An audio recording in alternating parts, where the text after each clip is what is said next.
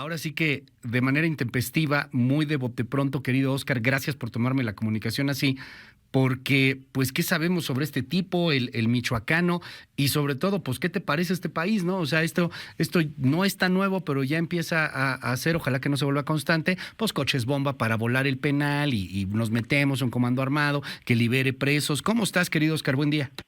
Querido Luis, buen día.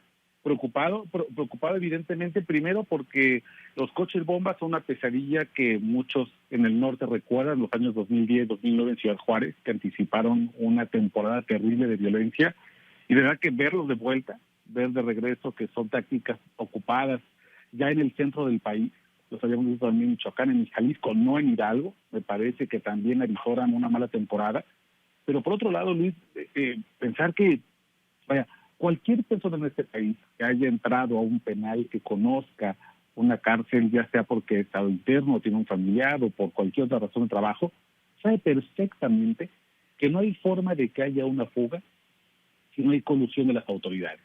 El que haya explotado un coche bomba en la puerta de un penal, un cerezo, no tiene nada que ver con un asunto de una fuga. Si los internos están adentro, justamente, en las, digamos, en las entrañas del penal, para llegar hasta esas celdas hay que atravesar una serie de rejas y puertas que se abren y se cierran con candados, con llaves supervisadas en lo alto y dentro de los pasillos por gente armada, por los custodios.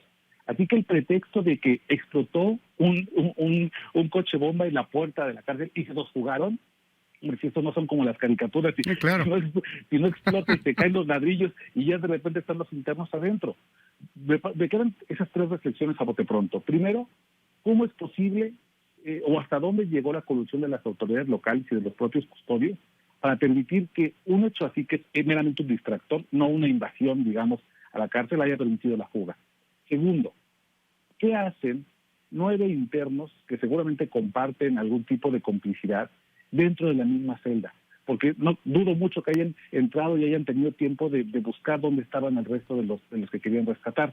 Seguramente toda la gente ligada a este hombre, José Artemio Maldonado, el michoacano, presunto líder de los Pueblos Unidos, estaban en la misma celda, lo cual evidentemente te habla de un pésimo manejo de la población penitenciaria. Y tercero, ¿por qué tienes a un líder de un grupo criminal asociado a los Cárteles Unidos en un penal como el Cerezo de Tula, donde ha quedado muy claro que no tienen las capacidades ni humanas, ni técnicas, ni de recursos para poder proteger a ese tipo de personas? ¿Por qué un perfil como él no está en un penal federal o en un penal de máxima seguridad mientras se le sigue la audiencia? ¿Quién es este tipo? ¿Quién es Artemio Maldonado? ¿Quién es el michoacano? Digo, para llegar y que se haga un operativo de rescate del narco de este tamaño, ¿no? Del crimen organizado de este tamaño. Claro, mira, José Antonio Maldonado es un hombre relativamente nuevo, entre comillas, en la escena del crimen en México, pero es alguien ya conocido dentro de Hidalgo porque durante mucho tiempo fue una especie de personero del grupo Cárteles Unidos.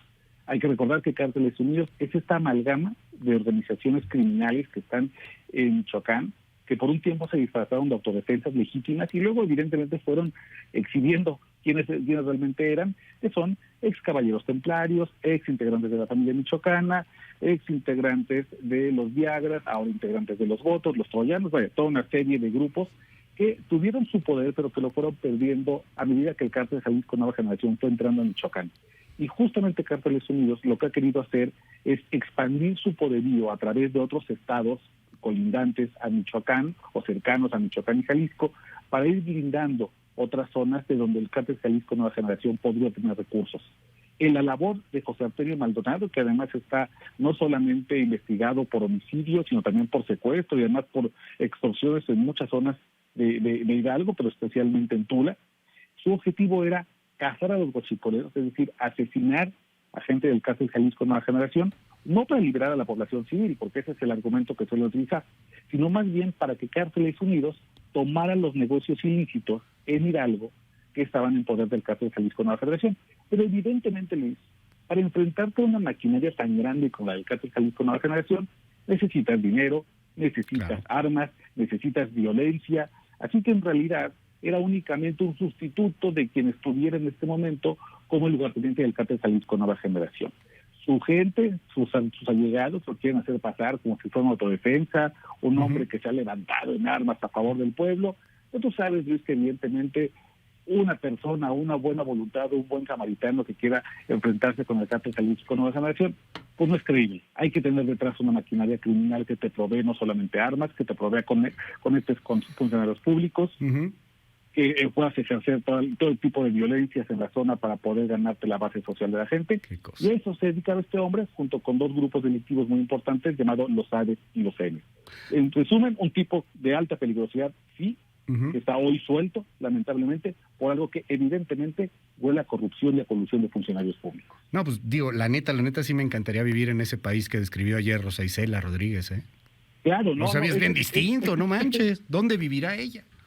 No, pues seguramente no en Tula Hidalgo, y seguramente no en Apachiga, Michoacán, seguramente no en Zacatecas, no en muchos lados del país, porque mientras las cifras alegres siguen brotando y siguen hablándonos de una estrategia que aparentemente está funcionando, lo que vemos en la realidad todos los días son colgados, son fugados, son coches bomba, son homicidios, son feminicidios. Este país no es el mismo que el discurso, seguramente. Gracias, querido Oscar, te mando un gran abrazo, te seguimos en tu red. Claro que sí, Luis, un abrazo de vuelta en Twitter, @Oscar Malmen. Gracias, es Oscar Valderas y en un momento más presentamos su Nación Criminal, que es sobre Emma Coronel. No se la puede perder, en un momento más hablamos sobre ese tema.